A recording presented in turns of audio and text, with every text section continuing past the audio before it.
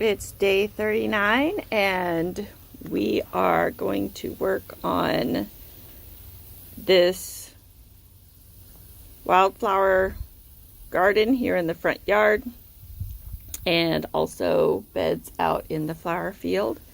We rented this dingo for, I think it was about $240, and it would have just been for 24 hours, but the business is closed on Sunday, so if you rent on Saturday, you get it Saturday and Sunday. As I'm doing this voiceover, it is Monday, and we have just turned the dingo back in. So this work that you'll see in this video was done over the weekend. And the way I prepped this bed has been shown in some of the shorts that I've done. I bought an edging, 2-inch high edging, really simple. It goes in the ground with some plastic nails and it's super flexible. They have like 5-inch edging, which would probably be better for if you were planting larger plants.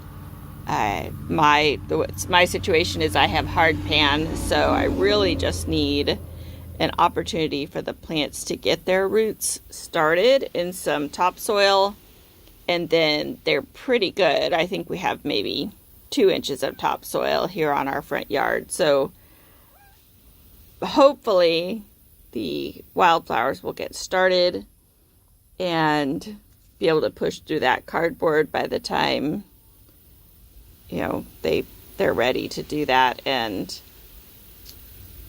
start fixing the soil underneath. That is part of the issue. I think that this took 5 or 6 loads. The dirt was completely on the other side of the property, so I spent a lot of time standing around waiting for the next load, but my job was to rake it out flat. And I don't know, I bought this from a local place, and it's called compost mix. So it's supposed to be half topsoil and half compost. They do have a garden mix in which they put sand in it, and I had used that before and really, really hated it. The water ran through way too fast. So this looks nice and loamy. I planted some plants in it in the small planters in the front of the house, and those plants are not thriving. So I'm not sure what needs to be added. I think maybe I'm going to grab some bags of potting soil for the front planters.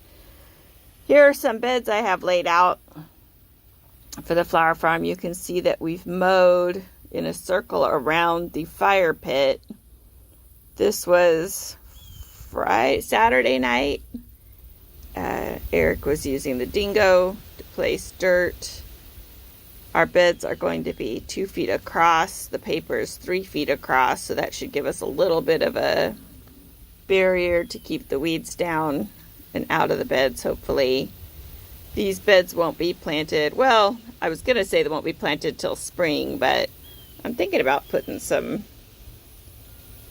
out there, see what happens. Our frost is coming up. Here's Jill mowing for the dahlia field. And the sun is setting, so it's getting a little dark. But we had to go slow because the grass is very high. So she did a good job, cleaned up that area. While Eric and I just worked on getting beds out. We were just churning it out, bed after bed. So I'd put a paper down, he'd put the dirt down, I'd put another paper down, he'd put the dirt down. The dingo's too big for the walkways, so any sort of amending we need to do later on will have to be done either by wheelbarrow or a wagon or yard cart or whatever. And this was the next day. There's the moon in the western sky. And here we go. Getting started again on Sunday. There's the 3 we did on Saturday. And we got up, I don't know, around 7 o'clock, worked till probably 10, and then it just got too hot. But we did that we did a little bit Friday night, which you saw, and then all of this next day, this would be Saturday. The walkways between the beds are 4 feet, and the beds are situated in groups of 3,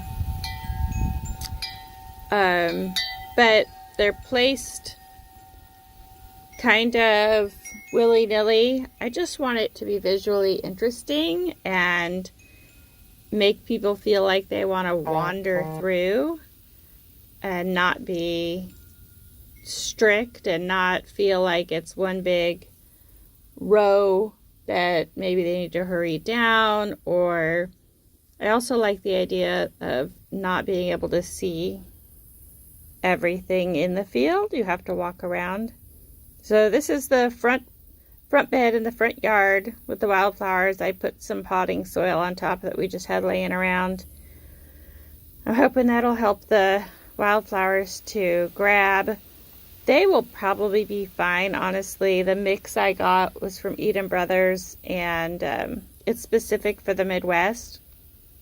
So I imagine these seeds will grow in almost any soil condition. But I thought we'd make it a little sweeter. So here I am. The bag I have in my hand is supposed to cover an acre, I think. So I was trying to spread them really light, and you can't even tell. The amount that I took out of this bag was just, I don't know, maybe half a cup. It was just a tiny amount that I'm spreading all over. And then I put straw over the top so that the seeds wouldn't blow away and birds wouldn't eat them.